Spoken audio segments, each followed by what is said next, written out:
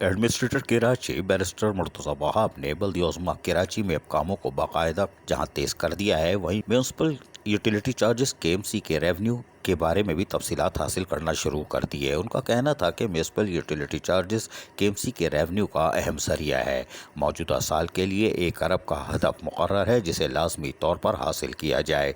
Administrator Karachi barrister Murtaza Wahab ने कहा कि बिलों की अदायगी से मौसूल होने वाली रकम शहर की तामीर और तरक्की पर खर्च की जाएगी। शहर की बेहतरी और तरक्की के लिए हमें शहरियों के ताउन की भी ज़रूरत है।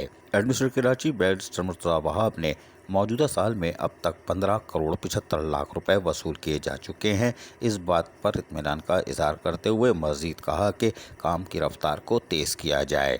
ताहम अफसरान ने एडमिनिस्ट्रेटर कराची को अपने महकमे के हवाले से तफसीली तौर पर आगाह करने की हर मुमकिन कोशिश की। अब देखते हैं आगे क्या होता है। अजीज़ आरिफ, KBS बल्दियाती न्यूज़ कराची। ऐसी ही खूबसूरत वीडियोस फ्यूचर में हासिल करने के लिए रेड बटन पर क्लिक करके और बेल आइकॉन को प्रेस करके हम सबके सब्सक्राइबर बनना मत भूलिए।